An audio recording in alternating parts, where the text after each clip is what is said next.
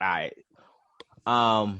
First news headline. This is just headlines everywhere.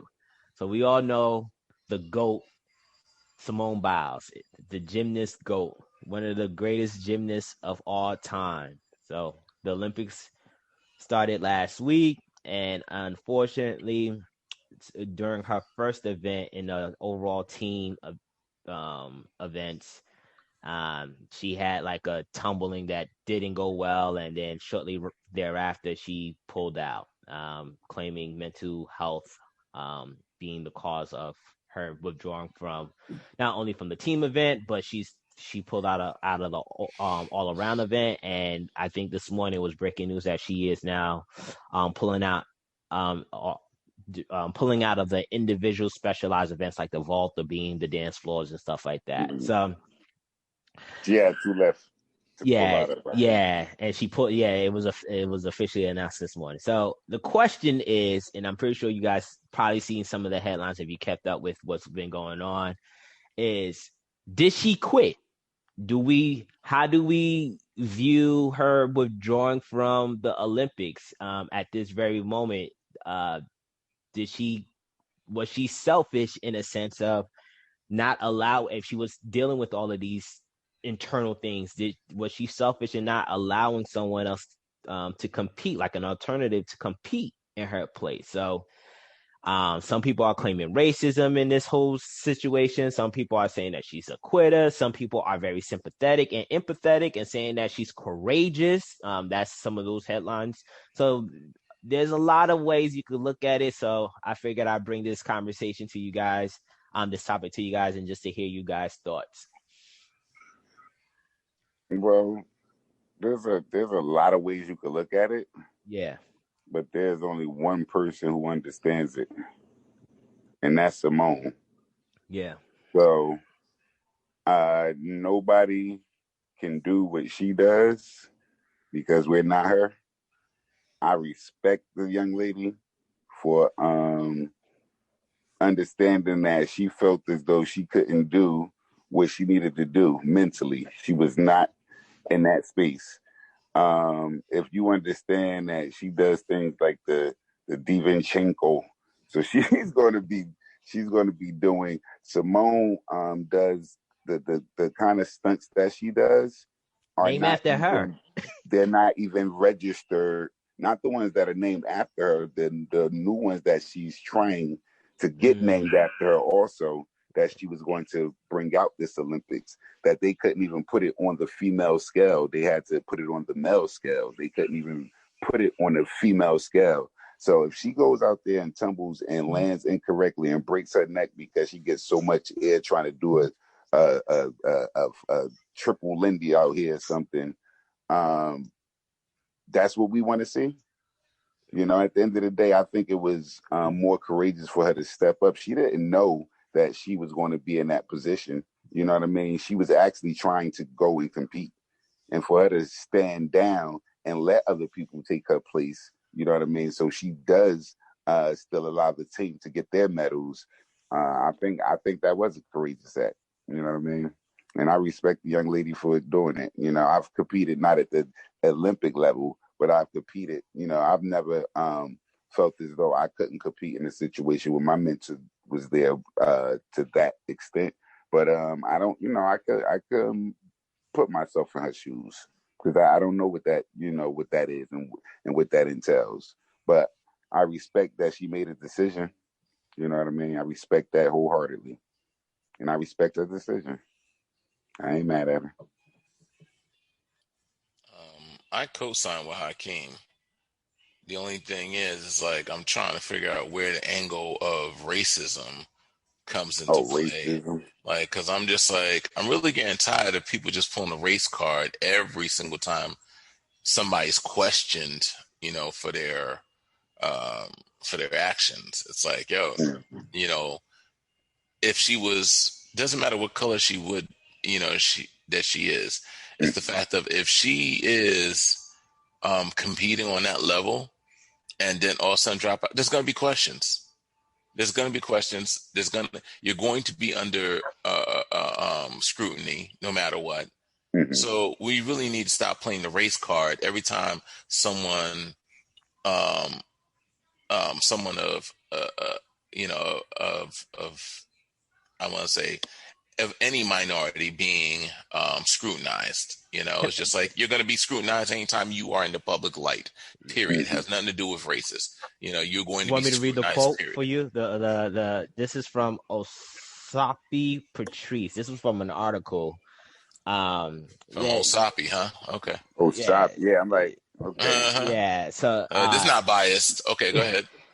she said, for far too long, Black women have been forced to choose between their health and being a mule for American capitalism. But now we are seeing, Black women. yeah, yeah, Smith. I mean, Black Zeus. Let me read the rest Go of ahead. this. Go ahead. Go ahead. Go ahead. I'm sorry. But I can't even get it out. Oh, go ahead. All right, I'm gonna start over. For far too long, Black women have been forced to choose between their health and being a mule for American capitalism. But now we are seeing prominent athletes like Simone Biles, Naomi Osaka, and Sha'Carri Richardson make room for their humanity. This is critical because Black women are systematically impacted by white supremacy and patriarchy. We are taught and socialized to give up our humanity and forfeit our mental health and physical health. So this fool, that's I gotta right. mute myself. I hope Osapi finds this, because I'm telling you right now, you're an idiot and a fool. All right, straight up. Because if you think everyone in America that works and goes to a hard job and has stress and doesn't, feel mental and emotional and physical,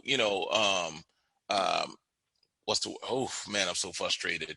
If you think that only, Black women go through any type of struggle, you can kiss my black. Woo! I'm trying to keep it PC. It's a pathetic ass cry.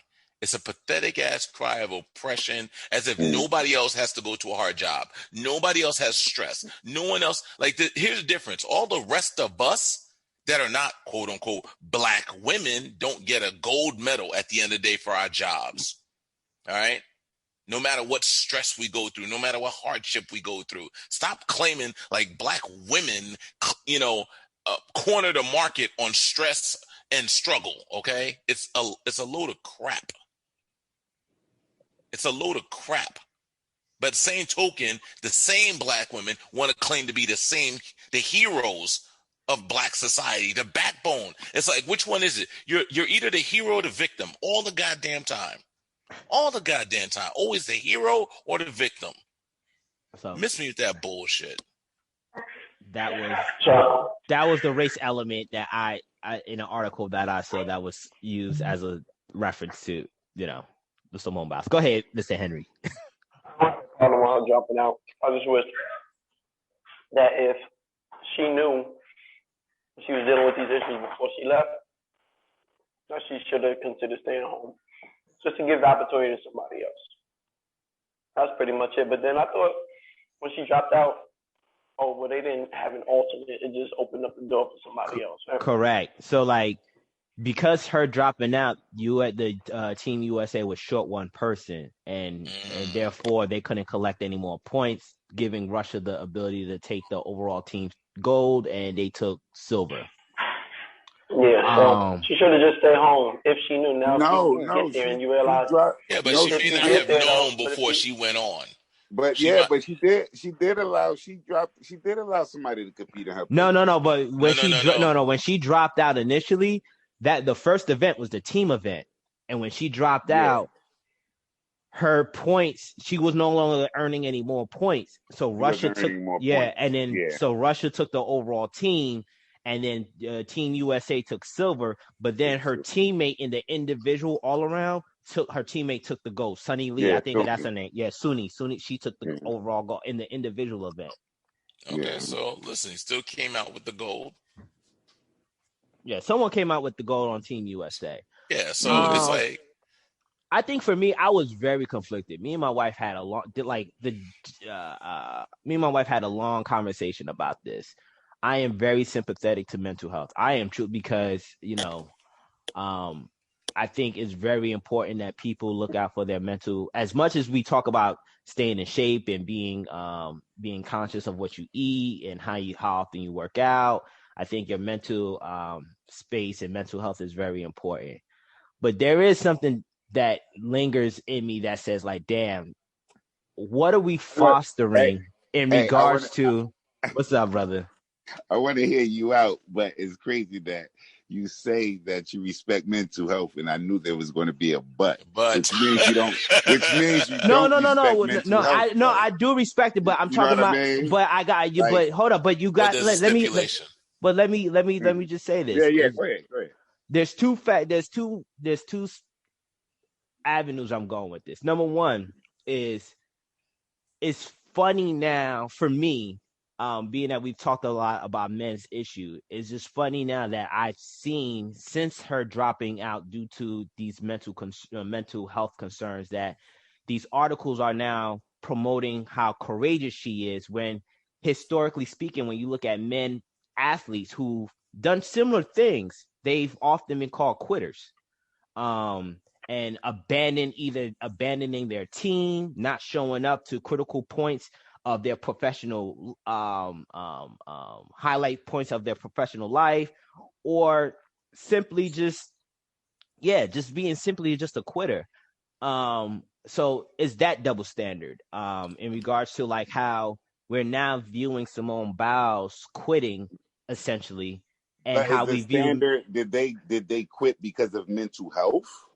yeah, but like yo, dude, No, not yeah. I'm yeah. just Let asking. me go into it. So Yeah, Vontae Davis, the cornerback for the Buffalo Bills, that dude got ridiculed for leaving at halftime during the game, and when he yeah, said, "Yo, I was mentally duress," everyone clowned him for it.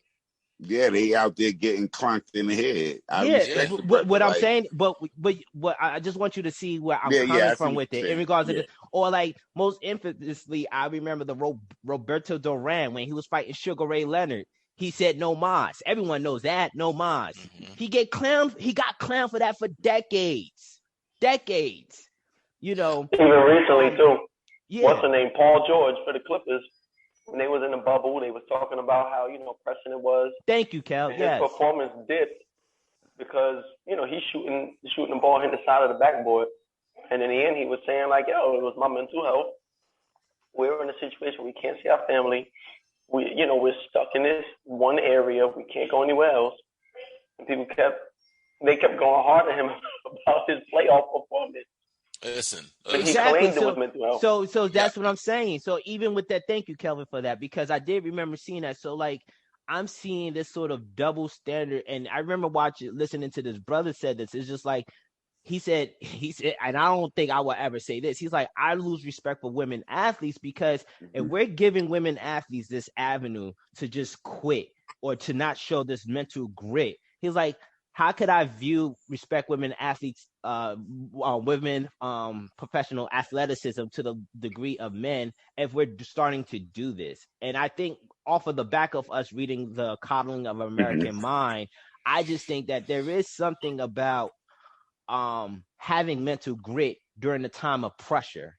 Now the flip side is maybe Simone changes that narrative for men as well, and for That's athletes true. in general. You know what I mean? That's a Maybe she possibility. That's a maybe possibility. she opens up the door for people to understand that. But You know here's what I the mean? thing.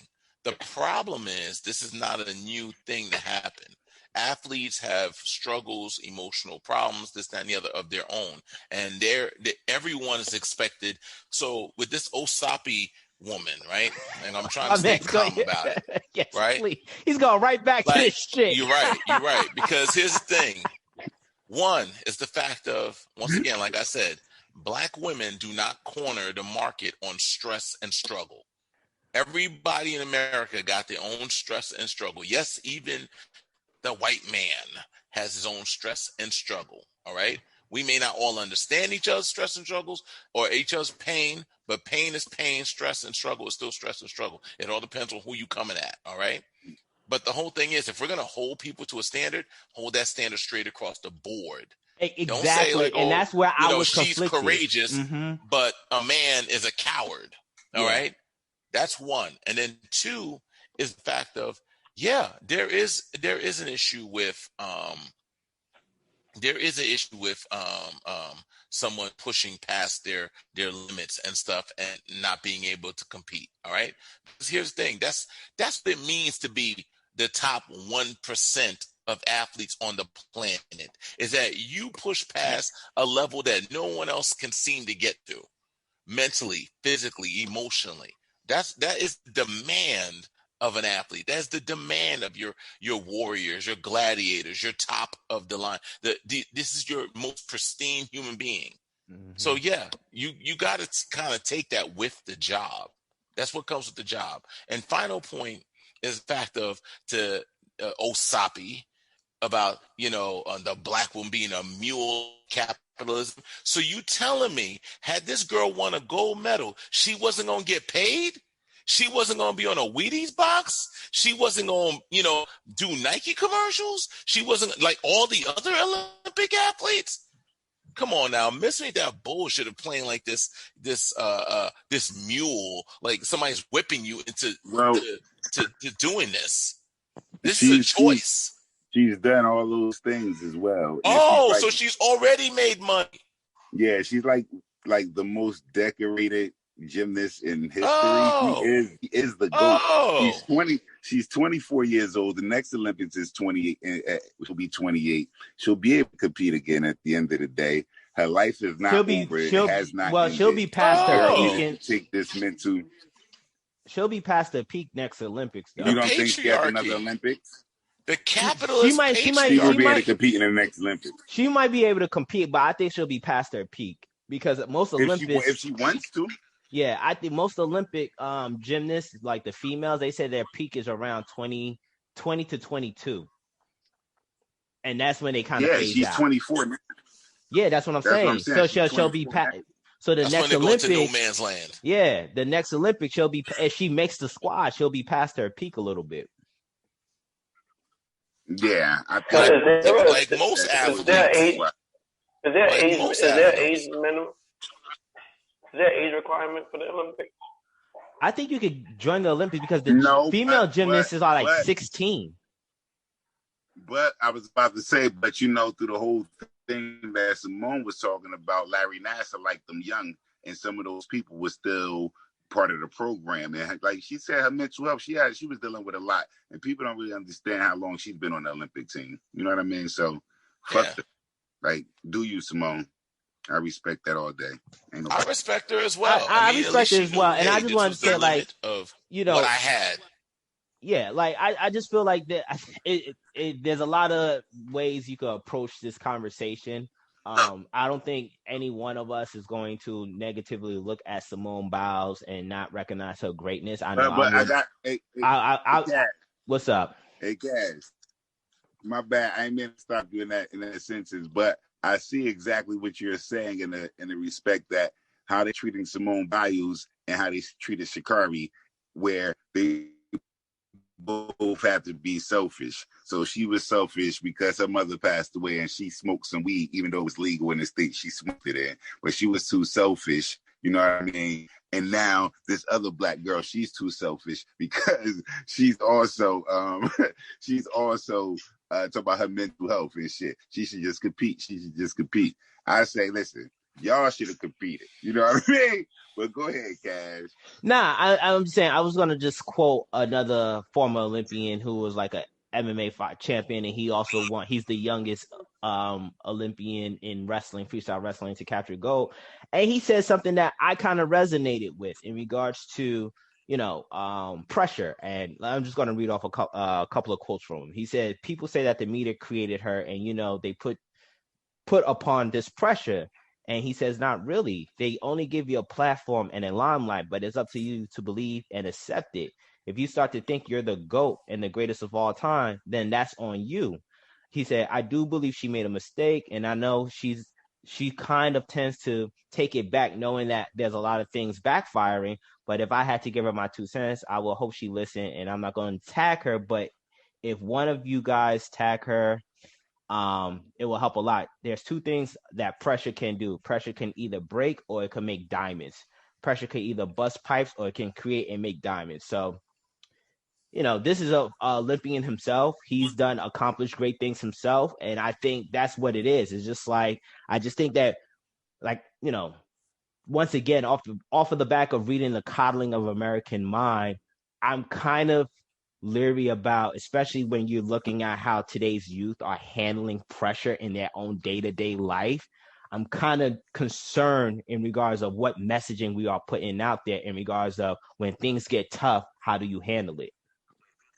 And this is not just Simone Biles. This is just in general, because when you see articles calling her courageous, I get that, but I'm also concerned about how that's going to be interpreted amongst the masses of young adolescents. Okay. Everybody's just gonna tap out because I'm courageous. Exactly. I quit this job I don't like because I'm courageous. Exactly. I jumped out of a relationship that had the context, but a little bit of trouble, so I'm courageous.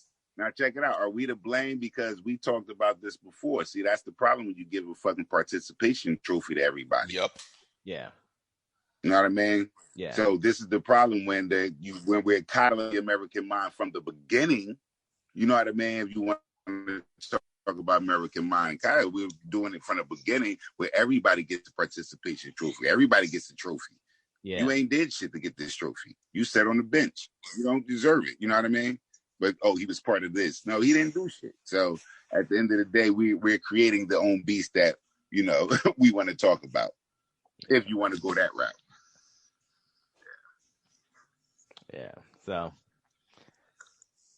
you all right over there, Black Zeus? You don't want to, he looked like if Osapi was here now. No, I'm just, Osapi. It's like that. Listen.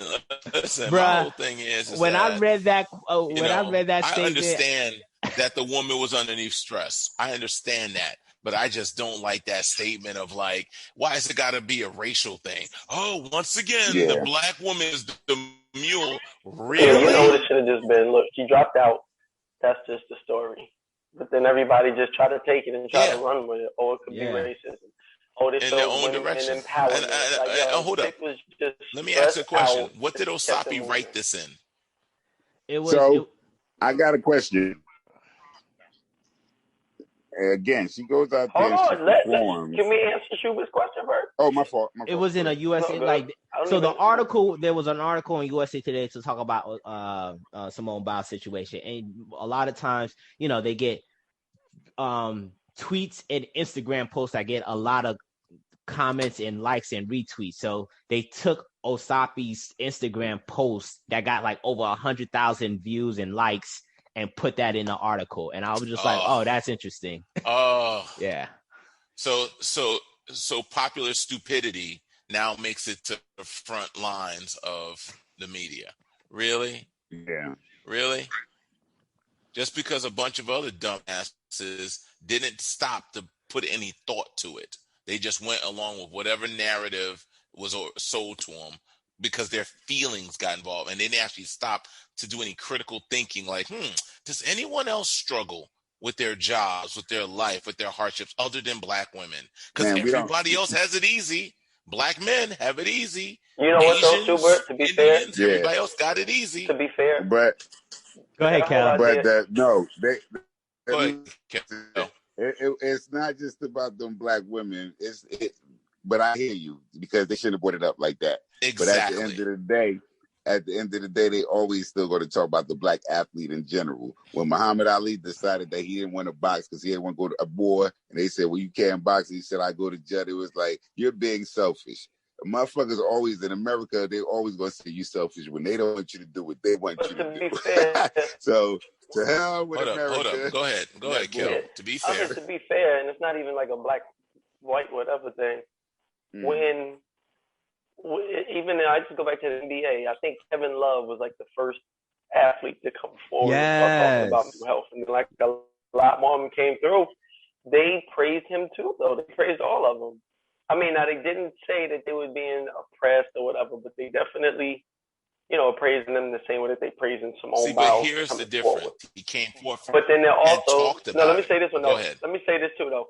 And then we also don't have, because I'm pretty sure they had people who ridiculed him as well.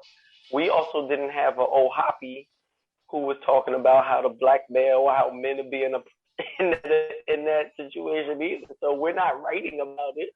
Maybe if we do, it's like, okay, it could be like a fair trade-off. But I mean, the same argument wasn't made when the male was ridiculed the same way that Simone was being ridiculed. Like nobody was calling racism. So maybe we should have. And here's the thing. I just realized who she was, bro. With the the chick NBA, she's the founder of the Black Lives Matter oh Lord. Lord. It didn't so click on top with of me. that, it's one of the lesbian chicks who don't give a about black men anyway, right? Yes. Except what you getting paid off the blood of black men. I'll put it in the chat, brothers. I just realized, I was like, yo, I right. saw I had to click on, and I just Googled her name, and I was just like, oh shit, I know who she is. She's one of the founders of Black Lives Matter. The chick that gets paid off of black men's blood. Yes.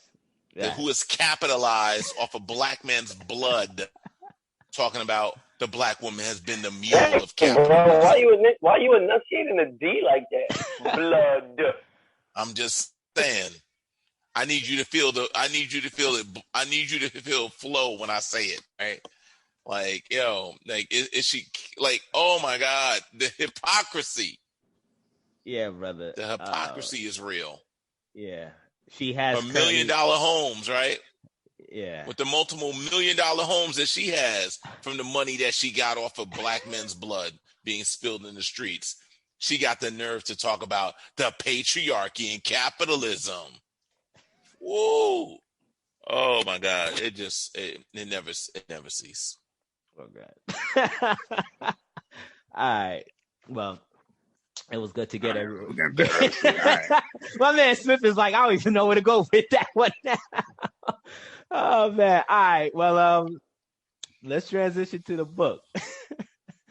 So this go around is my selection, Ethical Slut, which was written by Janet Hardy and Dossie Easton. To give a quick synopsis, it's pretty much an essential guide for singles and couples who want to explore polyamory in ways that are ethical and emotionally sustainable. I think this was not a book of, in a sense of, I align with. I just want to give a warning, or I don't know, a disclaimer. This is not something Hold on. I gotta put that disclaimer out there. I gotta put the disclaimer because I don't want y'all might come down my throat like, this is what you believe in, Cash. Nah, I just want to put this disclaimer out there that this is not a book that I completely align with on an ideological standpoint. I just felt like we needed something controversial to read, and I thought this was a good book to be, to have fun with. All right, so we got a few questions, and my man said, "Don't back down now." All right, damn, everyone sent a question in today. All right, cool. Let's start off with mine though, just to get it kicked off. So in chapter 2, the author states, we are horny creatures, and the more sexually repressive a culture becomes, the more outrageous its covert sexual thoughts and behavior will become. If this is shown to be true, why do we struggle with embracing a live and let live society? And why do we impose penalties on those individuals who have a out of the norm sexual lifestyle, as stated in chapter 5? All right, honestly, I don't see how it's shown to be true. Well, she shortly after, I don't see how it.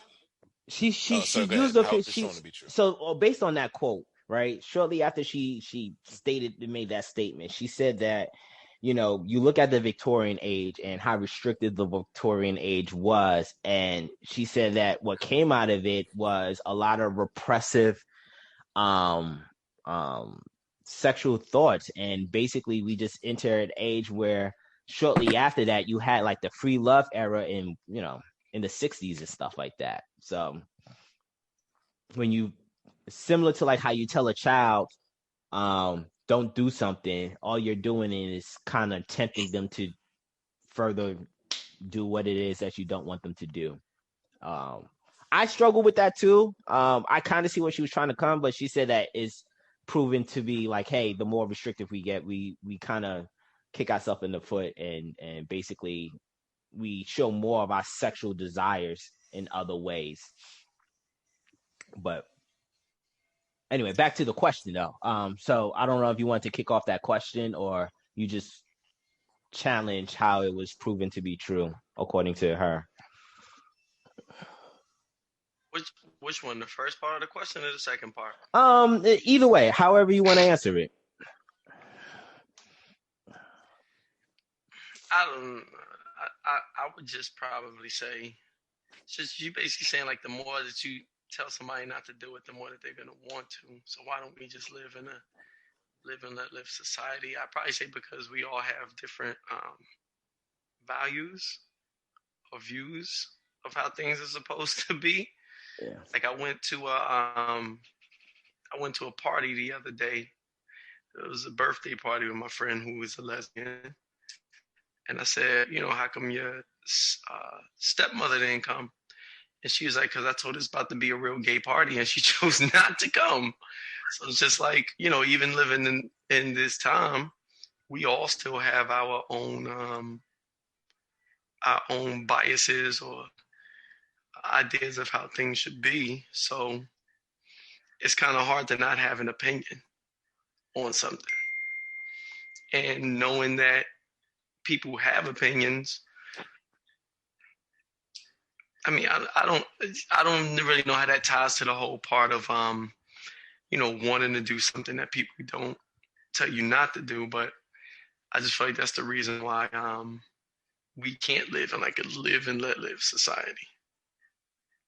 Because our views are too different on a lot of things. Yeah. Just to pick. Oh, go ahead, bro.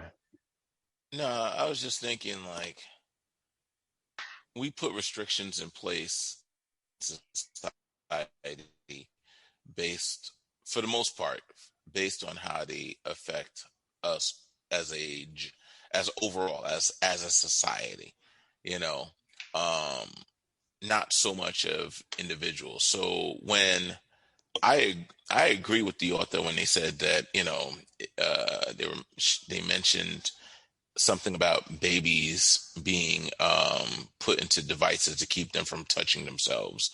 I think that's a bit to the extreme, you know, where it's just like, damn, you can't even, like, even as a child or as a young adult, you couldn't pleasure your own self. That I find to be very restrictive. But the whole thing is, at the end of the day, we do put restrictions on things. I mean, look at this whole Me Too movement, where if you look at a woman in a certain way, you say a thing that makes her feel, not necessarily can objectively be proven that it was sexual, but makes her feel that you made a sexual comment, you could be canceled or lose your job or whatever the case may be. So it's just like, are we really any different now? Are we really any different? There's always going to be restrictions in one way or another. It's just a matter of who we decide to strict. So the whole thing is, I think that this viewpoint is really coming more from, in history, women were more repressed or held back from being sexual or being free with their sexual experiences, while men had a little bit more liberty, you know, back in the day. Now we're reversing it, where we're saying, oh yeah, go out there, girl, be a slut, hot girl summers. You men, you need to watch what you say and be respectful, ask for consent, you know, 3 times over, get it signed and documented on a consent form in triplicate with a golden copy, you know, before you even take her out on a date. So it's just like, it's always going to be restrictive in one way or another. There's no such thing as live and let live. It's an idea. It's an idealistic dream. It's a fantasy. It doesn't exist. Yeah. Now, I feel like, outside of religion, of course, is why a lot of people struggle with this sort of sexual liberation that a lot of people like to exude out here. I think for me, the reason why we struggle with this sort of live and let live sort of experience is we think about the youth and how we want our society to look like in the future. One of the things that, I've always been concerned with when I see this sort of sexual liberation is the debauchery in regards of how far it goes in public settings and how kids are internalizing it. And I just think, like, is this the society we want where, certain matters are not made to be behind the doors or in the privacy of your own home? So it's the live and let live was just, this question was really posed just based on how the rhetoric the author was going with it. And I was just like, is she trying to go with this sort of live and let live side of society that she's trying to indoctrinate people on? Not saying that she's indoctrinated, but it's just like the messaging that she was conveying. So I don't know, just one of the issues, and I'm trying to find the right way of saying this. So like when I watch the LGBTQ parades, right? I'm perfectly fine with that. Parade all you want. Have all the good time you want. But the over sexualization of some of the shit that I see, I be like, yo, that to me is too far. Like, it's just like you got a dildo costume you walking down the street in a dildo costume. Like, what is wrong?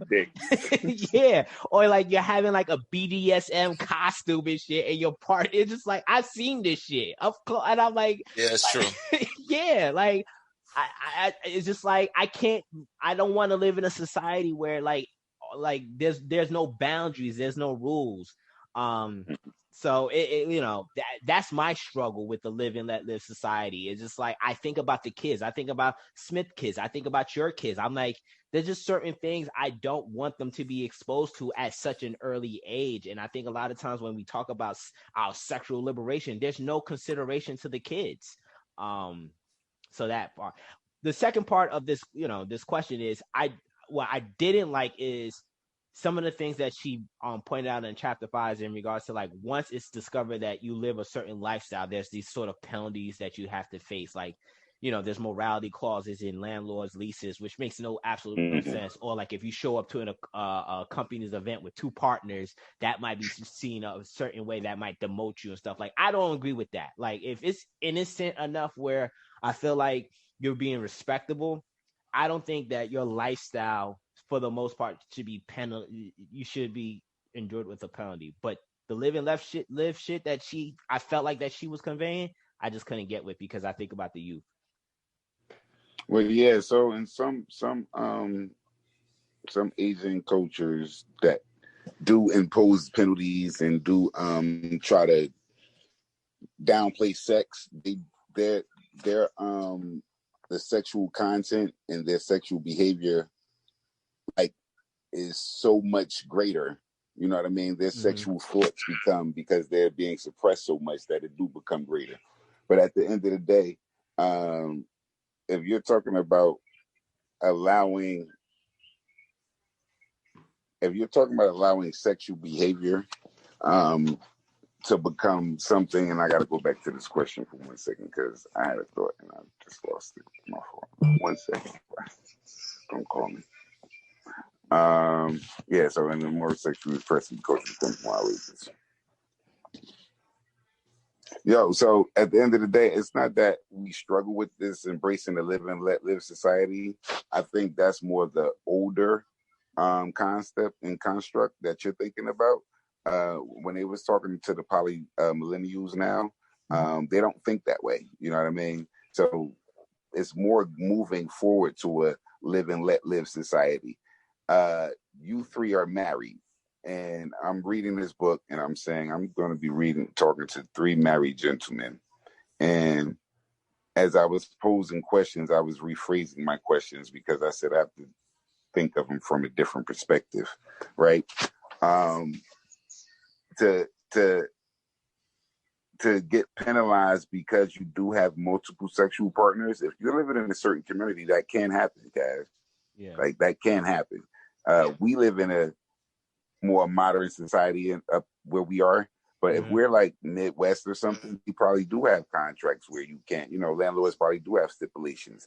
You got to remember, we were talking about the person who wouldn't make the cake, put the gay names on the cake and shit, the wedding cake, because they feel like that's immoral to them. They don't want to do that. You know what I mean? So you still have people that think that way. But at the end of the day, listen, at the end of the day, I don't even know where I was going. I just lost all that. Okay. No doubt, bro. We can jump into the next question. Hey, yo, shoot, you got 2 questions. Which one you want to go with first? Either one is fine.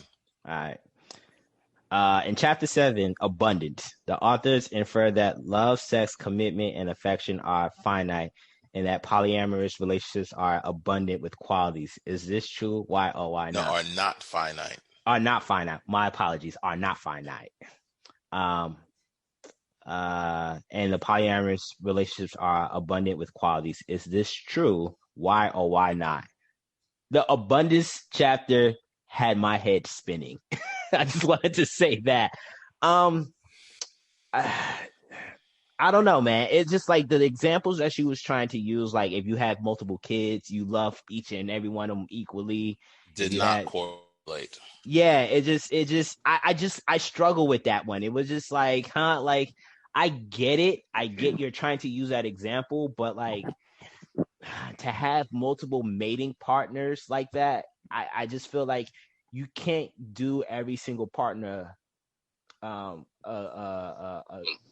You can't give each single partner a quality relationship when you're so dispersed like that. It's just, I just don't think you are giving your time to nurture and foster good relationships when you're spread so thin like that, depending on how many partners. If it's just limited to you and one other person, maybe that can work, but like I can't see 2 or more where you're just like, now she started talking about scheduling and all that other nonsense. And I don't want to call it nonsense. Look. It was nonsense. It was no, just, you can have a Google schedule set up for all your partners. Yeah. But for me, it felt out of place. It's just like I just didn't think it could work. Yeah.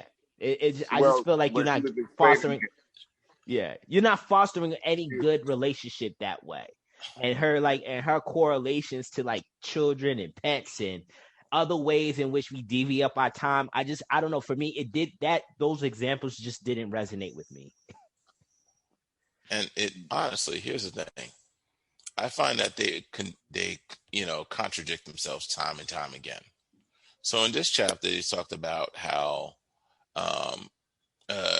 polyamorous relationships were abundant in love and commitment, affection and nurturing. And I'm like, how is that possible? Especially when the next sentence is that you have to be okay with being by yourself. What? Like your next point after stating that these relationships are abundant in the things that you need is that you should be okay with being by yourself. Like you should be content with yourself. So it's just like, okay, that's like saying you should not be hungry, but know that there's food in the fridge. Does that make sense at all? Does that make sense at all? The reality is, and I'll use this as an example. There's a book by Dr. I want to say William Boschman. It's a study about willpower and how we all have a finite amount of willpower. Like me and Kel talk about this all the time, where we talk about the people that come to the gym at 5:30 in the morning perform the best because they're coming when their willpower tank is completely full, versus the people who have now had to go to work, pick up the kids from school, run these errands, this, that, and the other, that are coming to the gym at 6 o'clock in the evening are not as committed and don't put in the same type of energy because their willpower has been drained throughout the day. And by the end of the day, they don't have as much willpower as they had at the very beginning study after study has shown this. This is why most successful people get up really early in the morning to do whatever they got to do. They do the hardest stuff they got to do in the morning, and then the easiest stuff later in the evening. So The same thing with love, affection, commitment. These things drain you. All right. They drain you. Meaning the fact of if you've got kids, you've got a job, you've got this, that, and the other, and this person wants commitment of your time. You have a limited amount of time. If you have multiple relationships, where let's say you're seeing 3 different women and they all want to see the same movie, but they only want to see it with you. It's like you're going to go see the same movie time and time again and act like, oh, it's the first time you're seeing it and have that same response. Or let's say sex. It's like, real talk. After you bust a nut 2, 3, times, you may not have it for girl number 4 and 5. Or, the wife may be worn out and not have it for husband number, 2 and 3. So it's just like this whole idea of abundance completely contradicts itself. And it just seems really irrational and illogical. I think So I agree with some pushback, right? So the abundance part, she was saying that you can give love to all these people, but the part that you missed, the only part that I think that you might have missed, is that she said you have to be honest with your partners. You know what I mean? So you won't go see that movie 3 times because you have to tell the other 2 partners that you already saw it the first time. So now 2 partners are being gypped out of that abundance. That's the false idea. No, they're not. No, they're not being gypped out of abundance. You have to, and that's where the scheduling comes in. And that's why it was saying, like, when you're dealing with multiple people, you have to have the Google schedule that's set up, do it online and all this. But this is the part that I was going to say. So, and my question borderlined on this with the starvation economy and kind of what you just said, like Zeus, the starvation economy versus the abundance economy is I want. You know what I mean? This is what I want. And if you don't give me this at this time, I feel some kind of way. Mm-hmm. You know what I mean? Like Zeus is dating me and Felicia and Rashida. I feel some kind of way if he's going over to Rashida's house right now because I should have some of this time too. Where the abundance is, you should be able to talk to me, Rashida, and Felicia. You know what I mean? And at the same time, give all of us the same amount of love, care, and affection, and we all be on the same page equally. Yeah, I said, how the fuck is that going to work? Because right after that, like you said, it said, well, spend time with yourself, loving yourself and getting to know you. So at the end of the day, it definitely was conflicting. But I do get the part of basically the book is being written because you want to be this whore that sleeps around with everybody. So based off of that, it's a slut, not a whore. Yes, a slut, an ethical slut, because you have caring feelings to tell the other 2 parties that you already saw this movie. That's the part of being the ethical part of the slut, that you have enough feelings to be able to tell these other 2 people this is what's going on. Not cheating them with the orgasm, but also understanding that in having an orgasm, it doesn't always have to be ejaculatory. You know what I mean? You can do it through a massage, or you can do it through a touch or a kiss or a conversation. Yeah. Okay, so anyway, go ahead. Go ahead, Cal. What you got? I think I wrote it down so I wouldn't forget. Don't forget that this book is written by 2 women. I think you can love all your people the same, but I don't know that when you spread it out amongst all of them, is that enough for that, for the collective? So instead of me loving one person 100%, I gotta love 4 people 25%. So like that might not be enough. And the only way that it does work out is if you do come up with the schedule, like you prioritize everything else. Well, not everything else, because maybe you don't, but maybe you prioritize the gym and your job as far as like scheduling that in, so you do it the same exact way. I don't know. I think it's just difficult when it comes into the whole idea of sharing. Jealousy aside, it's just like, fuck, I got 1 plate. I could eat this whole plate, but now I gotta be full. I gotta share this shit with 3 other people. And yeah, we all eat. And then like it's more food now because there's more of us. But like I'm still hungry. So it's the same thing. As I get a date 1 day out of the week. Well, what about the other days that I want? That's not enough for me. But then I guess if you're in that relationship, I guess you could just go talk to somebody else too, right? Isn't that the rule? You go find somebody else. Yeah, to like Smith. That's assuming like, that somebody else there's is this available. open line. There has to be this open line of communication. Mm-hmm. And it has to be an honest line of communication. I just, Yeah. just knowing human beings, we never that honest with each other. I don't care how it is. There's still, the other day, I found my wife having ice cream when she told me she was sticking to her diet. Like just a little lie. We always lie about something. So like, if you take it to something much larger about being sexually intimate about somebody else, like, are we going to be honest all the time? Like, yeah, I saw Keisha on Wednesday when you wasn't supposed to see her because you told, I don't know, Sharon that you was going to, that like, I just don't feel like we're going to do that. I just think human beings, we're that flawed and we're that greedy. I don't know, man. The abundant chapter had my head spinning, bro. Yeah, because going back to what Kel said about loving everyone the same, because I haven't just jotted that thought down. So she was talking about loving everyone the same, and having 9 kids, and a woman having 9 kids and loving them all the same. And my issue with having the 9 kids and loving them all the same might be true, but understanding that you still have favorites. You understand? You can have 9 kids. You can love them all. You know what I mean? But you do have favorites at the end of the day. And as a parent, I can say that another parent, how would you be able to say that? You have fucking favorites. If you have more than one child, you have fucking favorites. You do. They're just true. You know what I mean? It's just how it is. So, again, you can still probably love like that, but to be able to share that love. So this one I go in, I just massage this one. This one I go in, we do an intellectual conversation and stimulate here. And this one I go and I have sex with this one. You know what I mean? But now this one switched it up. She want to have sex. So I'm scheduling and I'm doing all this rotating around and who's going with who and making sure that Cash is cool with Kel and also cool with Black Zeus, because if y'all not cool, then this might not work. That sounds like a lot of stress and bullshit in itself.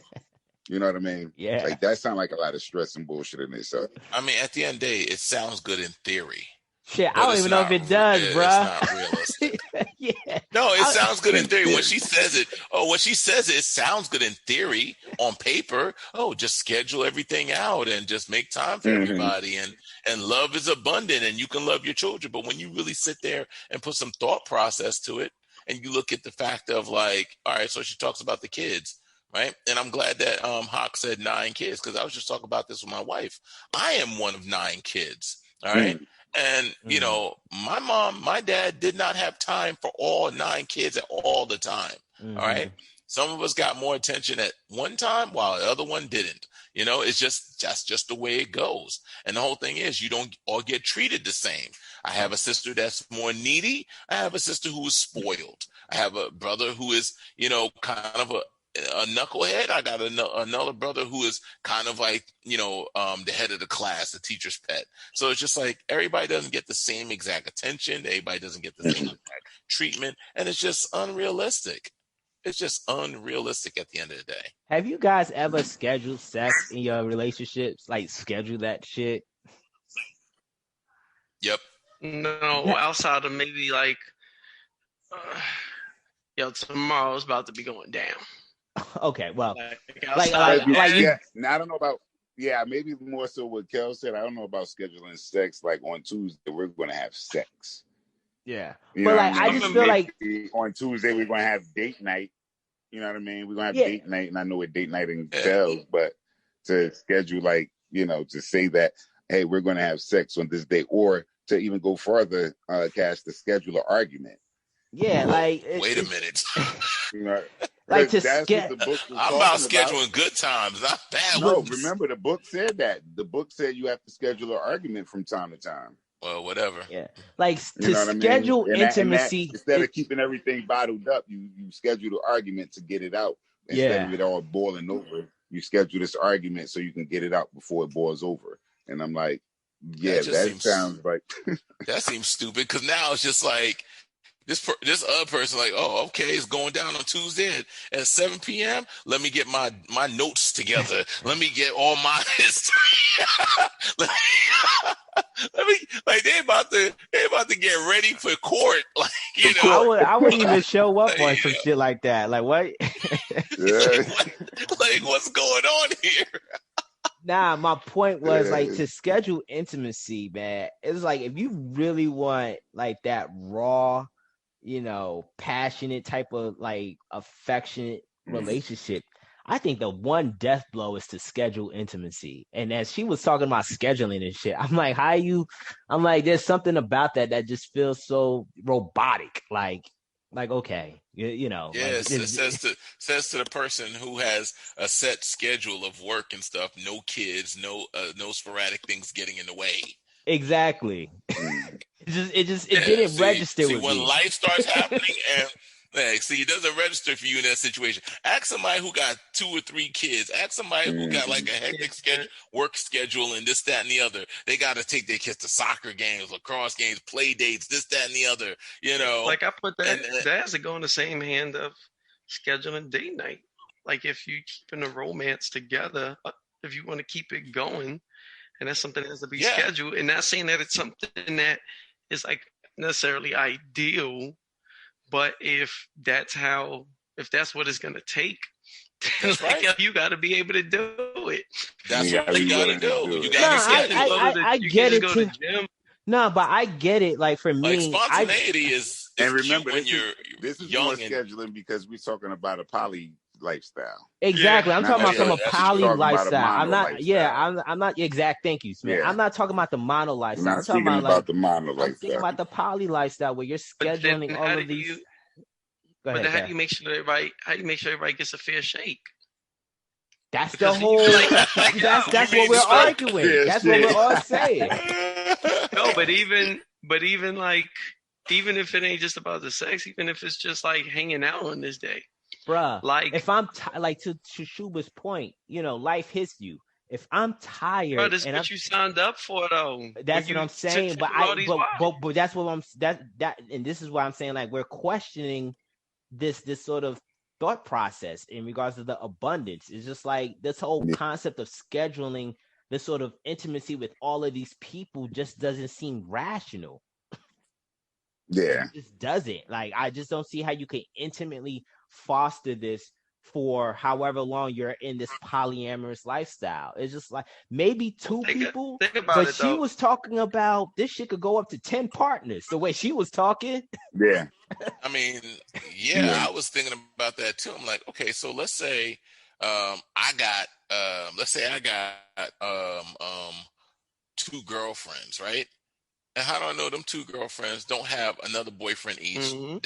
Then each one of their boyfriends have 2 girlfriends of their own. This shit branches out. Part of poly, the poly lifestyle. But like, how am I communicating? Like, hold up, I need to talk to your other boyfriend to find out who he's fucking. No, because you're also supposed to figure out which one is like the life partner that you live with that kind of get the who you gotta figure out who gets the trust fund. You gotta set all that up. It was talking about. Oh dear God! You don't remember this? It did say that. You're right. Which one you're supposed to set up with this person?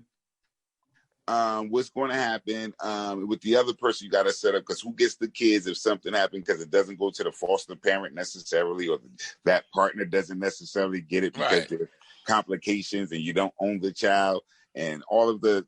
All the nuts that it was going into.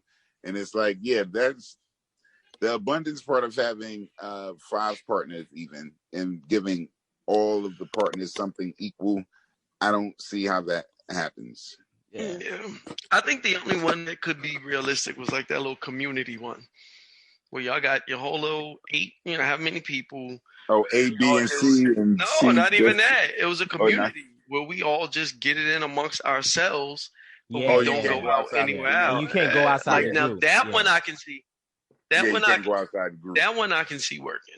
I think there's groups like that in Alaska. I forgot the tribe, but yeah. Anyway, next question. And once again, you have this group of 8. You're going to have a favorite. Wasn't that Waco, Texas? Wasn't that the Manson Marilyn Manson's thing where he banged everybody that came into his group and stuff, even the dudes in front of Huh. everybody. Yeah, I I think am that's the not. way though. I'm not sure about that. Yeah, man. I There's a gotta lot go of into that. Yeah. there's a lot of those cults out there. All right, we're gonna jump into Oh yeah, Mr. they're Henry there. question. Which Oh polygamous yeah. scenario would be met with more opposition? A woman's suggestion to their husband they introduce a second husband into the marriage, or a man suggesting a second wife being introduced? Is this fair? Um, I think I think bringing in a second husband will always get blowback. I just think your traditional masculine guy ain't trying to hear that shit. Now these new soul boys that are being farmed and manufactured out here, then yeah, I've seen those guys be willing to do almost anything, even get pegged. If you don't know what that is, Google that. But Yeah. Is it? go ahead, brother. What was Go the ahead, Brad. question? Nah, I was just No, gonna say no. Go ahead. I just don't think your traditional masculine dude is accepting of a of a second husband coming into the situation just because he's just gonna look out like, yo, I provide everything that you need, even dick. So there shouldn't be anything else. Whereas I think women, I don't know, women tend to be more open to like other women. Shit, you got two straight women holding hands down the street. So it's just like women are just, bred differently. They're just wired differently. Their spirituality and their whole aura is different when it comes to like female intimacy with each other. And even if it's not intimacy with each other, they're just different in that many regards. Whereas men is just like we're just a little bit more territorial, I guess. I'm cool with that. Just to respond to what you're saying real quick. I'm cool with that as long as that same dude has the same energy. If she's like, oh, well, let's bring another woman in. Like, yeah, that's the only way that I think that's where the fairness comes in. Because aside from that, it's like you be hypocritical. I'm just thinking in the whole poly and this whole ethical slut mentality. Like if it's gonna be one way, it needs to be the other. You can't have an open mind in one instance, to an open mind on the other. That's why I kind of back down from the threesome with my wife. Because if she's like, what if I decide we'll bring another dude in? No, not happening. So we could just wrap that up. Because I can't be hypocritical that way. Well, this is, to me, it's a two-part thing. So, which one would get more pushback? I think it would most definitely be the two males or one female. But for two reasons. A, the point that you guys already made, ego-wise, men are territorial, and it's like, yo, I'm not watching another dude blow my girl's back out. This is my girl. But if you can get past the ego aspect of it, the other aspect is that you're specifically talking about marriage according to this question, and marriage was originally established so that a man can claim not only a woman but the children from that woman. Now, if you're in this polygamous relationship and y'all, let's say, Pratt and Kell are banging out Shaniqua and the baby comes out brown, whose baby is it? Easily You know what I mean? tells.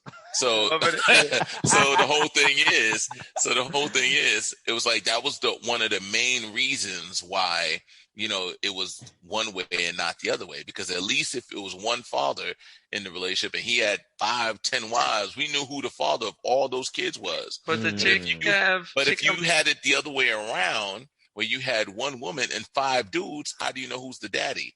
She could just have a baby by each of them. Though. But you would never know who the father is, though. Exactly. And the whole thing is, that's dudes are not going to want to take responsibility of another man's child. Yeah. But how do you not know who the father is?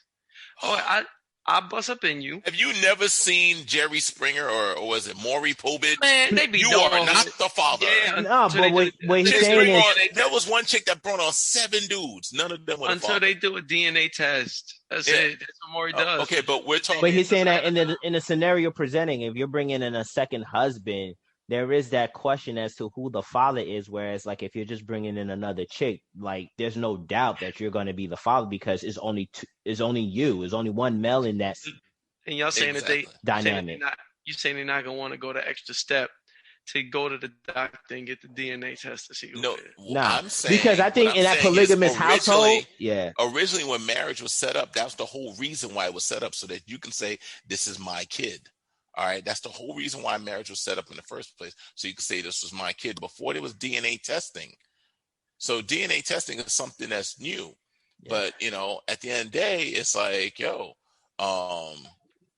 it's still that factor. And then here's the other factor. Now, dude number 2, let's say the baby does belong to dude number 1. She's gonna be spending more time with dude number 1's baby, and also, dude number 1's gonna want to spend more time with his baby, which leaves dude number 2 kind of hanging out there, which goes right back to that whole abundance bullshit. That's the same thing with the females, though, shoot. And I mean, if Nah, the guy I has don't a know- baby I don't with know if girl it's- No, number, I don't Go think ahead. the other way around with the I don't know female, if it's because the the whole same thing with the is, females because here's the generally thing, the if the dude females would the want to dude get the other female Go would want to want to get get pregnant also. as well, exactly. Yeah, that's what happened with the female. The other one want to get pregnant as well, Exactly.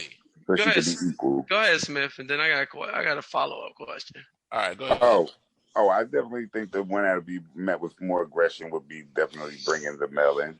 yeah, It also depends on what kind of female that you have, because if you have a female that is not about that, then that would be more aggressive.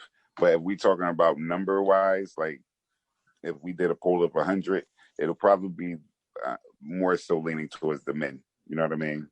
Just because for all the facts that you all said, and at the end of the day, to bring another man into the house is like, well, why you want to bring another female, like you said, Kev?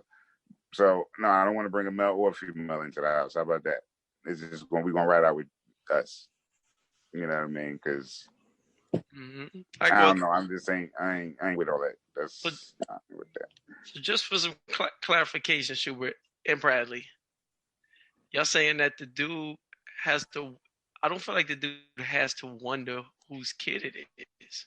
And we're talking about nowadays, not before there was DNA tests, not before there was any other shit going on. So about nowadays, we know who the kid is. I do agree. I brought up a good point as far as it does kind of create a sort of like I don't know about the jealousy, even though that's a whole nother thing where you can't let people actions be jealous of yourself. You cannot let other people make you feel jealous. But then you can still have a kid with that woman. Okay, cool. You had the now, and that's the dude's gonna feel like, well, no, you had the kid first. It's five dudes with this women. You know what I mean? The 5 dudes, they're not going to be as willing as we just said that the women are. The women are probably going to take the stance of more so they want to actually get pregnant. Yep. The men are going to say, who baby is that? That ain't my baby. That ain't my baby. That ain't, you know what I mean? or the opposite. They might say, I want my kid too. Hear me out with this. The female will probably more be accepting and it'll be a community baby. In the male household, that's not going to be a community baby. Mm-hmm. Yeah, it's not going to. We're not going to be loving like that. So it's not going to be a community baby. Even if they each have their own, though. If they each have their own baby by the woman. If they each, but you can't even guarantee that though, bro. Like, just if you're all smashing this chick, it's just like you don't know which sperm is going to attach to the egg. Whereas, like in the other scenario, you could know, yo, I'm impregnating all of these chicks. Maybe I'm just thinking. But also think about this complication. Let's say, like you said, Kel, all of them had a baby by this chick. Now the whole thing is that this chick has to give all these baby equal attention, because these dudes will be like, yo, you ain't paying attention to my kid, you paying attention to his kid. You playing more with his kid than you playing with my kid. Exactly. The kid is the complication in that. If there's no kid involved, all you gotta do is get over these dudes' egos. Yes. Now, I'd agree that Yeah. that these problems will exist. I just feel like if you're signing up for this, you know that all of these issues exist. That's true. So it's like That's you can't true. bring that up. And I don't think it's, and I understand what y'all saying. Okay, everybody's getting it in with homegirl on whatever night, so we know whose kid it is. No, okay, now we about to have a kid, so I'm about to bust up in her, and then we'll wait 2 or 3 weeks or a month, confirm that she's pregnant, and then it can be business as usual. And then everybody else can start busting up in her. When she's pregnant, it's too late.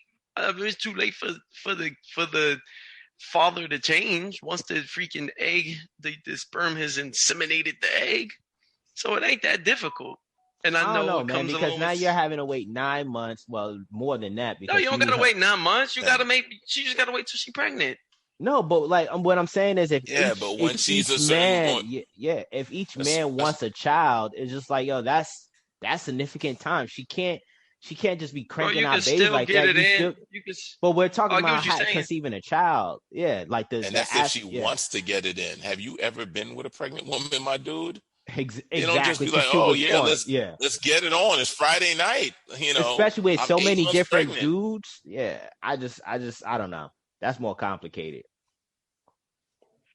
You're making it seem like it's simpler than it actually is, and that's the I'm whole just thing. making it seem like I'm making it seem like it's feasible. It ain't like it's impossible. You can know who the father is. Y'all was making it seem like y'all couldn't. You can know who the dad was. Okay, like I don't think. Well, without the modern technology, you wouldn't know who the dad is. But we're talking about today. All right, so but this whole book is based off of relationships today. But here's the thing: before modern technology existed. Is it feasible? Sure, it's feasible. It can be done. Is it practical? No. Is it likely to happen? No. Yeah. Like the chance of success rate is minute. The chance of that success rate is minute.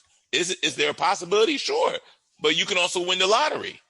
You could say the same thing with the female though. As far as going even back to the last question, with the whole time, like men and women value certain aspects of relationships differently. Yes. A female might look at time spent just like how a male looks at sex. So it's like, shit, you're not giving me the time that I want. So that would make the probability of that being minute as well. Yeah. Because we're not looking for the same thing. Yeah, you could give me a baby. That's what's up. Now I got my own baby. We all have our own babies. We're taking care of the babies together, but where's my time that we get to spend together? That shit is looked at the same way. And y'all know there ain't no denying that because y'all married. As far as time, sure. As far as like, yo, we don't spend time together. Yeah, like the whole thing is but like you said, dudes are looking for more of that sexual content, maybe, right? Mm-hmm. And if you're pregnant with somebody else's baby for the next 5-6 months, and that's this after the first trimester, I'm speaking, you're pregnant for after that, because that first trimester you can get away with shit. That second and third is when it gets a little bit sloppier, you know what I mean? Mm-hmm. And it's just like, she ain't gonna feel like banging out with you and homeboy all the damn time. Yeah. I mean, versus like, you know what, babe, I can't take you out this Tuesday night because I'm taking Junior to his game. But guess what? Thursday, I'm free. So there's still more leeway on that side. No, that's not what it turns into, Schubert.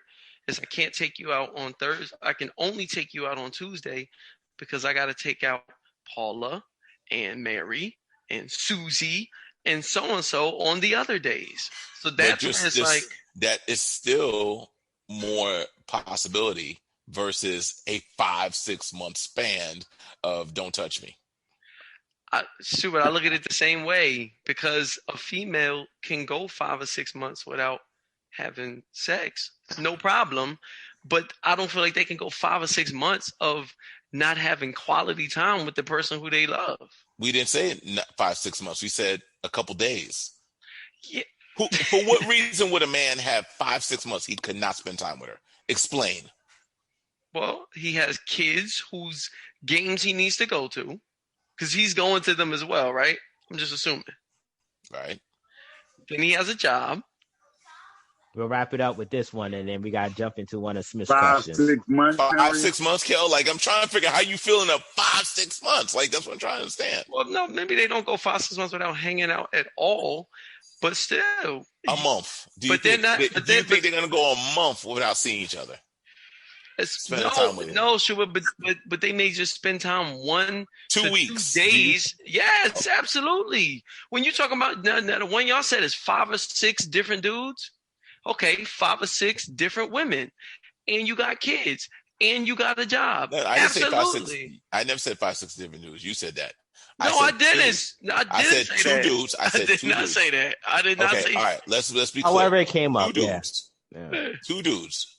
No, Right. it's not 5 That was months. the original question, based on 2 dudes. Agree. And if one woman is pregnant, when she hits that, second and third trimester, sex is not really an option, especially for 2 dudes. Versus, a man with 2 women, he can always say, "Mama number 1, go take Junior to the game. I'm going out with Mama number 2 tonight."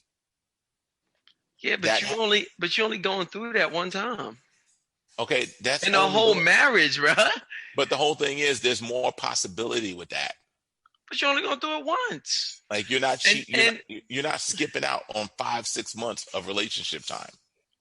But you're only going through it one time in a relationship, and then the rest of your life. So 5 months is something that you signed up for. 5 months. I'm saying that this is a problem. Now again, you're going to go through it again when you have your kid, but I'm assuming that time you're okay with it because it's your kid. Are we guaranteeing that's going to be your? Okay, never mind. Yeah. Yo, how do we not know? Y'all do. No, because no. What I'm saying is how we get because what you're saying is okay. You like, all right, Cash. For the next several months now, you can't have any intimacy with her because I'm trying to impregnate her. Like how that? No, what I'm saying. No. What I'm saying is, I bust up in you. We see that she's pregnant. Okay, cool. Now you're pregnant. Not that the 5 or 6 months. What's stopping me from busting up in her though? Like, so that you can get your child. Yeah, that's what I'm saying. Yeah, this is the agreement. So what? So what you're telling me is I gotta take a pause in all sexual intimacy so that you could quite possibly conceive your child. You might have to stop for like a month. Absolutely. Now I get, work, bro. That shit ain't gonna work. Yeah, you ain't telling, work, bro. You ain't gonna tell a dude to take a pause for a month so that you can have your turn. Dudes ain't hearing that shit. Yeah, like you can get a woman to pause for a couple days. Yeah, but you ain't getting them to pause for months at a time. Yeah, and there's no justification for a dude to tell a woman pause for a couple months. Tell them pause what? Pause spending time together. A couple days. That's the equivalent. A couple days max. Like Mm-hmm. ain't nobody's schedule that busy. No, not if it's 2 people. Yeah. All right, let's jump into one of Smith's questions. Smith, you got 4 of these joints. Give me which one you want to tackle, bro. Because I want to at least get one of your questions while Henry's still here. Just sit up. What the fuck? Yo, Smith's questions be taking up your whole data plan. So I'm trying to figure out what he got up in his teeth that's taking him so long to talk. Oh no! I'm trying to go back to the questions. Smith, you don't remember your questions, bro?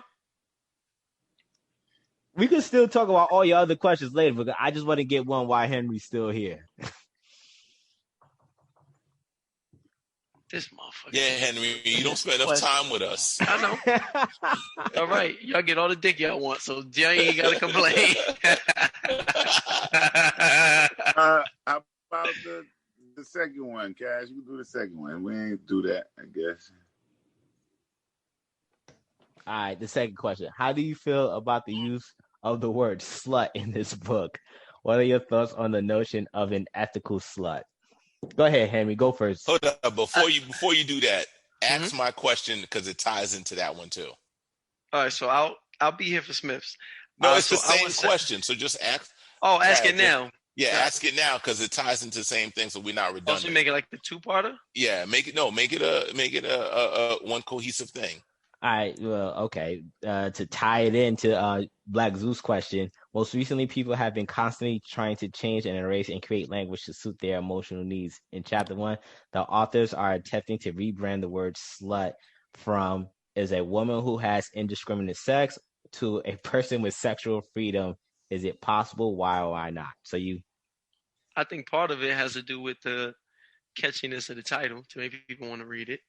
I think that plays a part in it. Then I also think that it's sort of like empowering the negative connotation or the word, sort of like the word nigga. It meant one thing back in the day. Now we try to give power to it. So it's the same thing.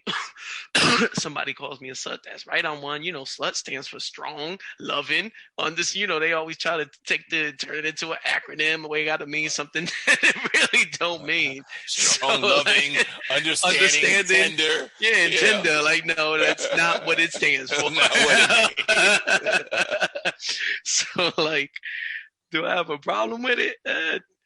Just want to say it. No. I can't say that I do because we definitely took the word nigga and we trying to make it mean something different. So I'm cool with it. It's fine. I mean, I'll say this, to wrap it up. I don't think like the issue is more so that they're trying to use this word to empower it. I just think it's just the whole idea, the whole notion. Like, I don't know who said it at the beginning, where you're trying to take, just selling this whole idea of polygamy. So I'm fine with the word. Go ahead. I'm listening to your answer. I agree with Kelvin. We have historically have always redefined certain words to fit a certain motive. It was interesting at first, and I think because I'm not a traditionalist, but because you go so long knowing a word to mean one thing and knowing to associate certain characteristics with a word, that now you have this sort of liberation of women and they're embodying slut and what it means. It was interesting to hear these authors' definition. I don't have a problem with it just because I don't want to be hypocritical, like Kelvin mentioned. It's not just the N word, but even like other words, historically, like fag, like so yeah, I don't have a problem with it. I think it's just, for me, it's gonna just get some used to if I'm willing to embrace the change. Honestly, I just think it's crap. It's a load of crap. And I'm glad that Kel pulled out the nigga thing. Because here's the thing. It's the fact that no matter how much you and I be like, yo, my nigga, use a real nigga. Nigga, stop playing. Nigga. Let a white person say it. All of a sudden, you don't feel the same about it, do you? I don't care how empowering you try to make it. All of a sudden, you do not feel the same about it. All of a sudden, you go right back to the roots of it. All of a sudden, it's not okay for the white person to say it. All right. So the whole thing is, if it's not okay for a white person to say it, then it never changed. The word still means what it means. You did not empower it. Same thing with slut. It's like, yo, you can sit up there and say, I'm a slut until, you meet up with a dude and you be like, I'm a proud slut. All right, peace, bye. I'm gonna date your friend Susie, who's not, So the whole thing is, it's like, I find that society right now is constantly trying to change the meaning of words to suit their emotions and not deal with the reality of those words and what they originally mean and how they work. If you want to make a new word to define yourself, that's fine. But for you to try to take something that's always meant, it's like, spoiled food will always be spoiled food. It doesn't matter. You're like, I'm empowering this food and making it not spoiled by saying it's, spoiled means, super powerful, outstanding individual leftovers. Like, no, it's still spoiled food. It's still going to make your stomach hurt. It's still going to make you sick. I mean, like, changing the definition of a word is not empowering. Finding a new word can be, you can create a whole new word.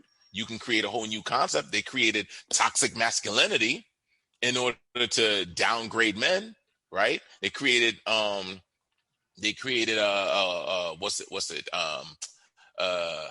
mansplaining to downgrade men, right? They did that with they have no problems like creating new words to bring men down in order to bring themselves up. Like that's and that to me says a lot about your cause. It's like the only way for you to strengthen your cause is to bring me down. It's to knock me down. It's to, like it can't stand on its own 2 feet. It's not, worthy on its own. Same way, like, if a black person says nigga, you cool with it. But as soon as a white person says it, now it's not so empowering. I So know that. obviously, I feel like there's a shift with the newer generation of black youth that are now having more diverse friends. Like when I was at the gym, it was like a handful of black kids with a bunch of white kids, and right. they let the white kids say the N-word. So I don't know. I think the more you embrace the change, it might not happen within our generation, but as time goes on, I'm pretty sure the first generation that heard black people indiscriminately just use the N-word around, they was like, what the hell are you doing? But as time went on, like shit, everyone got accustomed to using the N-word. And now we're getting to the point where yes, some white people are more hesitant, but shit, there was a white girl that at a Kendrick Lamar concert that Kendrick pulled on stage, and she said the N-word without no hesitation. So Okay. I just think that Hold up, did she sing? Hold up, in what context was she singing a Kendrick She was Lamar joining the song? Yeah, she She was was doing a singing song. lyrics. Yeah. Okay, she's so singing that's lyrics. that's the context. No, Has she- but what I'm saying is, if once you embrace, before 10, 20 years ago, you wouldn't even say the word. Like white people just wouldn't say the word, even in the context of a song. You just wouldn't say it. Now it's just I like the get it. younger generation, they have no hesitation. I'm just saying, like, words always change, and I just think that I hear you. Like we gotta But once again, if some country boy said, "Come here, nigga," are you gonna be like, "Hey, what's up, man"? Nah, but like No, I'm not you're gonna not. be in. I'm not gonna embrace him. Yeah, definitely, Okay, but I'm all right. I'm from a different generation. Like It's the young But person. it's that It's the young black man, the millennial, the Zoomer they call him now, the Generation Z, the Zoomer. Is he gonna be okay with some country bumpkin saying, "Come here, nigga"? but we Get don't know off my what. block, he But nigga. what might I'm saying is be because he might. We don't know the gotta understand landscape of the future. it's a thin line between it being acceptance and it being an insult. The acceptability depends primarily on the context of it. So if he's using it in the context of trying to be derogatory, that young millennial might feel that way. If he's using it in the context of trying to be a term of endearment, that young millennial might accept that. Exactly. You know what I mean? So you got to depend on the individual in the context that they're putting it in. And I'm glad you pointed that out, because the whole thing was, I was thinking back when not Jesse Jackson, Al Sharpton was trying to eliminate the word nigga. All right, and they had a whole ceremony that we're the as black NAACP, people we're gonna, and NAACP, right, and the word nigga, right. And somebody interviewed Jay-Z about it and said, "How do you feel about them doing that?" He's like, "Yo, it's still gonna mean what it means. People still gonna say what it says.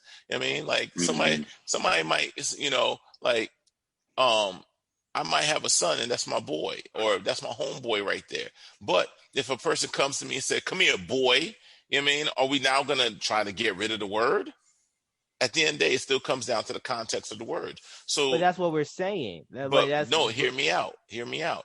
My whole thing is that this whole like trying to own the word slut, it's not. There's no. As long as there's always going to be a negative context, you'll never actually own the word. Bruh, You'll always want stipulations behind it. You have Senator Maxine Waters basically telling Meg Thee Stallion that she's being shortly after the song WAP drops, telling her she's courageous in her lyrics. Like, yo, that sort of messaging changes your view and your perception of certain things. So but what I'm saying is we don't know what the landscape is going to be for the next generation. Dude, the shift that we've seen in the past 10 years, I didn't think that was going to happen. This sort of liberation, these chicks out here openly being provocative. It's more of a sex positive culture now. Yeah. It's picking up, there's actually a movement against slut shaming. So when she was talking about, or how you just said, she spoke about those lyrics, there is a movement against the slut shaming that they're trying to do. People working against that idea that you should be judged negatively just because you want to have sexual freedom, so to speak. Exactly. No problem. Nobody said don't have sexual freedom. I'm saying the fact of, all right, so let me put it this way. The same way, you feel you feel everything's cool when a black person calls you nigga, but you don't feel cool about a white person calling you nigga. It's the same way with women going around calling themselves slut.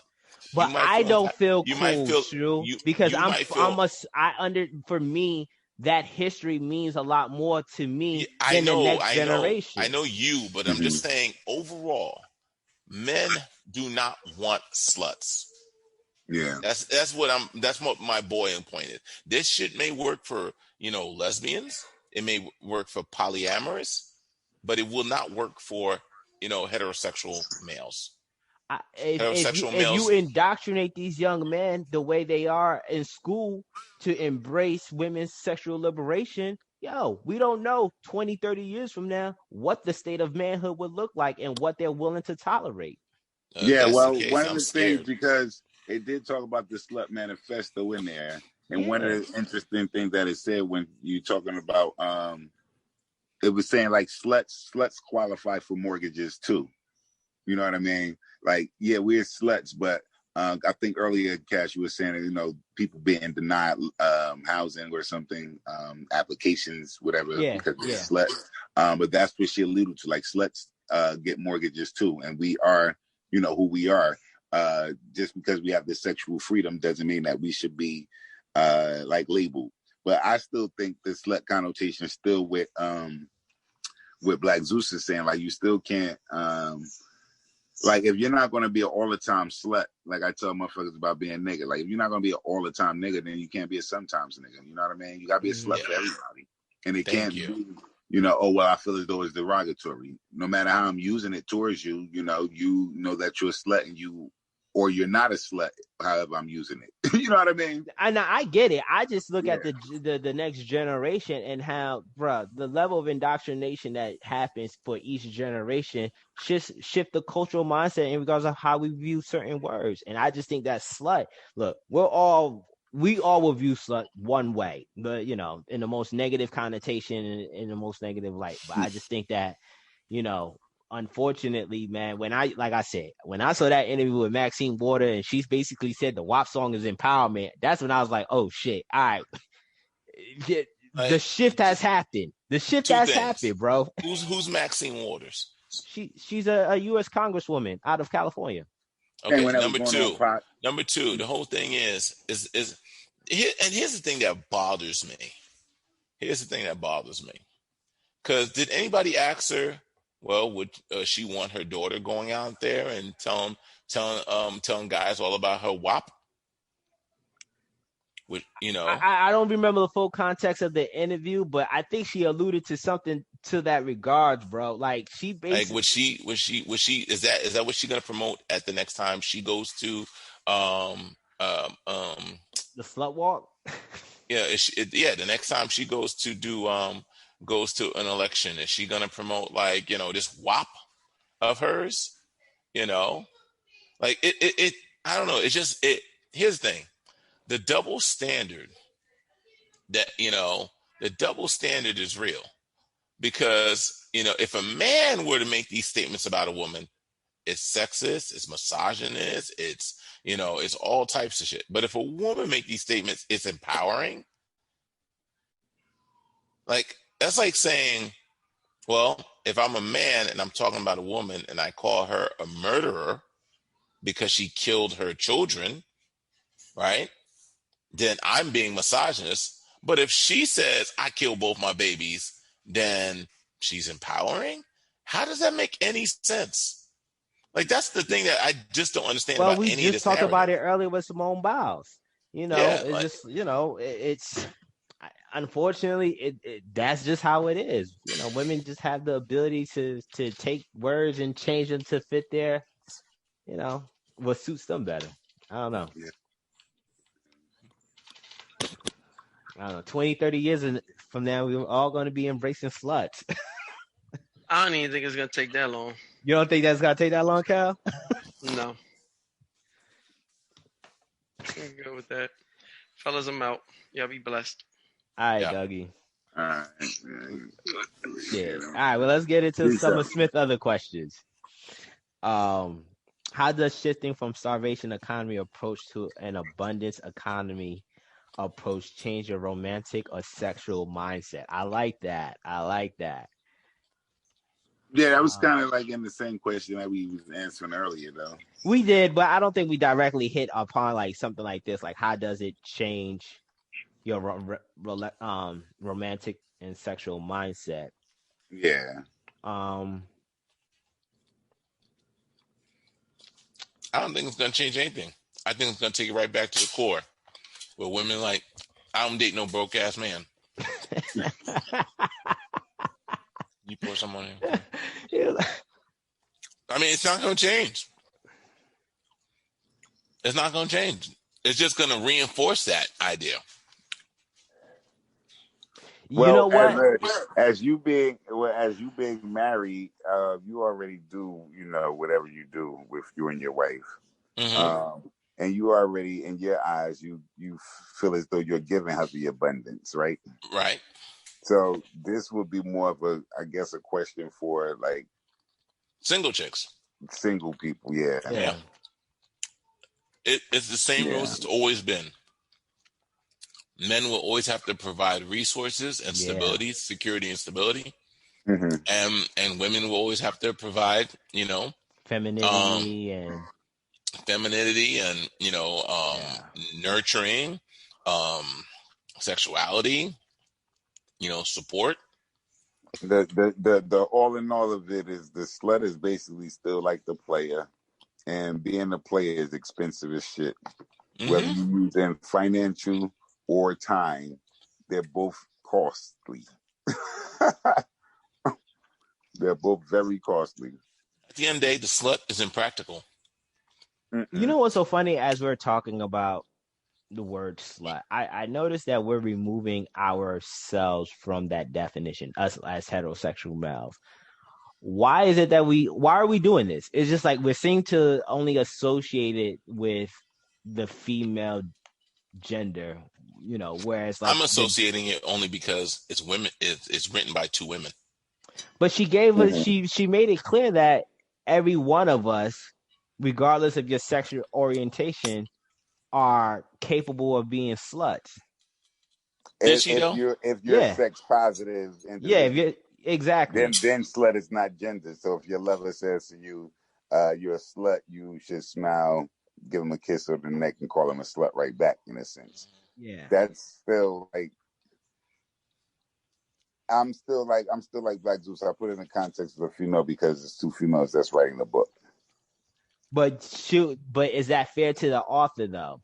Because she clearly points out that this is not a word that should just be labeled for women only. But it's in the context that they're creating. One, they're creating it from a personal perspective because it's the lifestyle that they live. Right? They're not speaking for everybody. They're trying to reclaim the word. Yeah, they didn't say like, oh, we did a study and 40% of men said, yeah, they're a slut. They're telling men like you're a slut too. All right. That's the thing. This is not fact. So what's our equivalent word for men? Yeah. Dogs. And I think or is interchangeable between the two sexes. So should the author have used ethical whore as a title so that it would be more inclusive in your eyes? Or would it never even made a difference? It's not even the title. You guys see it as two women authors writing this book. I see it as two women authors writing this book from their perspective. They're not giving us statistics or facts to say this is how most of America thinks or how they feel. This is all speculation. Understood. And men can be sluts based off of what they're saying, but this is still their terminology. They're still trying to reclaim that word. You know what I mean? And they're saying like that. What was that? Polyamory. That word is about like 7 years old. I was looking at it. That word is only like 7 years old. Is still that young of infant of a word? Yes. Yeah. Wow. Okay. So the whole promise of putting the ethics into being a slut, that's the part that they're trying to they're trying to say the ethical part is having the compassion for the people that you are sleeping with when you have multiple partners. And notice that how they say go about the relationship and all these ideas such as, oh, you can have a orgasm from massage. Who do you know? What male do you know that gets that from massage? I haven't Right? yet. Yeah, Like here's the thing. Yeah, I've never gotten that. like even Right. like a mental Unless it was a conversation. massage with a Like happy ending. I'm like, Right. yo, I'm not orgasm just on a conversation alone. Like, what the fuck is she talking about? You know, it's like what's that book that we read? Mating in Captivity. Mating in Captivity, where the one woman who was no, was it Mating in Captivity? Yeah, I think it was Mating. No, it wasn't Mating in Captivity. It was. It's the Anyway, only book I can I have think we so thought many. we read like in regards to relationships. Well, there was one book that I read where a woman, her husband died, and she was a younger woman. She was trying to find relationships with other men, but she didn't like being touched by these older men or whatever the case was. It just wasn't her thing, whatever the case is, even though she was an older woman. And she used to go get pedicures and massage just so she would be touched. Yeah, that wasn't Right. Mating in Captivity. That's something No, else. I What think kind of that was freaky shit you reading? no, I think that was Yeah, no, right. that was another book. That was a side book I was reading called I think you should talk to someone. Like it was about psychotherapy. Okay. And this was one of the clients of the therapist in the book. But anyway, this woman, wanted to be touched so badly, she would go get pedicures, like weekly, just so she'd be touched. All right. Like, and it's just like, who do you like? Dudes are not that needy to be touched that they get an orgasm from. Like, no. Yeah. Like, that's not how dudes operate. And the whole thing is, if you look at most of the conversational pieces and the way that they talk about things, there must be equal respect and consent and this, that, and the other. This is all language that women typically use. Yeah. It's language that women typically use. And once again, it goes right back to the whole fact of, like, you have like one brother said, a gynocracy going on where, you may have males on the front of leadership and this, that, and the other, but it's women that's pulling the strings. All right. Mm-hmm. That's why you're getting all these feminine ass men now. Yeah. Like I just saw a TED talk where this woman says how men are afraid to be judged as one thing, weak. And being vulnerable is not being weak. That's literally the definition of the word. To be vulnerable is a weakness. That is literally the definition of the word. Like, we're not being objective and sticking to reality. This is the cause of, a female a mindset that is changing the meaning of words, how words work, and what men are supposed to be. Yeah. Like, men have never asked women to be men. Be stronger, be more diligent, be harder, this, that, and the other. Women came across to men's side of the line and try and tell men how to be men. And on top of that, they think they could be better men than actual men. Yeah. That's why you have all these very masculine type women that, for some reason, being feminine is a weakness to them. Look up the definition of toxic masculinity. It is literally male behavior, male characteristics that are toxic to other men or other people around them. Toxic femininity, any feminine behavior that reinforces male negative male behavior, not negative female behavior. Any female behavior that reinforces negative male behavior. Now, when you ask most women what's toxic masculinity, they'll tell you things like competitiveness, assertiveness, and so forth and so on, right? Tell me any behavior that a man is capable of that a woman's not. That is strictly masculine. Only a man can do that. I'll wait. Just name me one negative behavior. Only a man can do, a woman cannot. I can't think of one. So one behavior? One behavior that only a man can do that a woman cannot. Yeah. Any negative traits that we could do, A woman negative can do. trait. Yeah. So this whole idea of toxic masculinity is some feminist bullshit that we're being programmed with, you know, and this book is not that far from it. Yeah, it's not man. that far from it. You know what's so shocking? As I was looking at this book is highly acclaimed, like By whom? By a lot of people, man. Have you seen the Amazon reviews? Bro, that shit damn near got a 5-star by thousands of people. But thousands of, I would like to see that broken down into like certain demographic and categories. Who don't like the Western concept of monogamy, so they want to be non-monogamous and go into the adult life of sluthood. And also, I'd like to know how many of those thousands of people actually live this life. I think you have a lot of like people I said, who trying to dabble in it. Yeah, it's good in theory. I think you have a lot of people trying to dabble in it. That's for sure. I'd like to know, is it a long-term plan?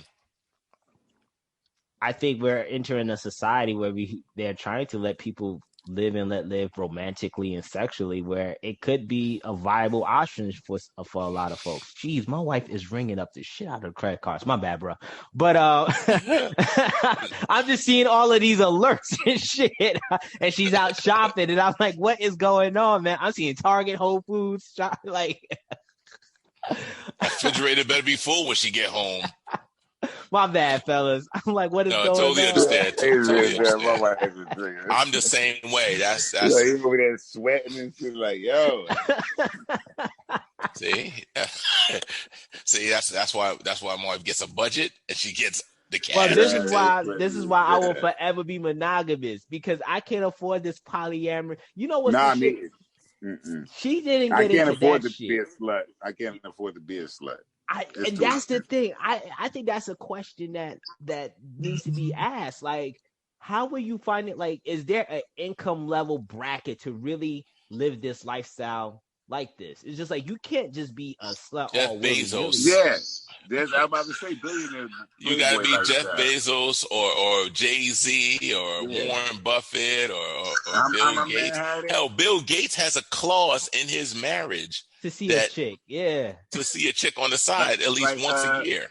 Hugh Hefner, you have to be like Huey was, you know. You gotta be chicks, just, you know, whatever. So like, all right, if we were to embrace this for the men, is there an income? So basically, we're saying that men can't be sluts unless we're the top 10% earners, top 1 or top 1. I'm curious if these authors get into that. Yeah, I believe that. Because men can't practice abundance. Yeah, men can't practice abundance the way she was talking. Nope. If you're trying to entertain multiple women like that, we can't do that. If you're a homosexual male, it's different. And this is the part I think that you're missing. That's where you got to put that part in there. Okay, you're right. I think it is different. Yeah. And they are sluts, and they do this. Is you got to put that part in there. We're looking from alpha male perspective. You can't just look from that perspective. Nah, you're right. All right, but let's stick to the alpha male though. Alpha males can't practice abundance of women, polyamorous lifestyle, being broke, right? No, hell no. Yeah. But women can do that at any income level. Not unless you got a 12-inch strong. And even that wears out after a while, right? Yeah, I don't know. Maybe you gotta ask. Here's the thing. As a man, and we all know this. All right, even though we don't want to say it out loud, we all know this. Is that one? You only as faithful as your options, and then 2 is the fact of like. If you don't have abundance in resource, you can't have abundance in, relationships.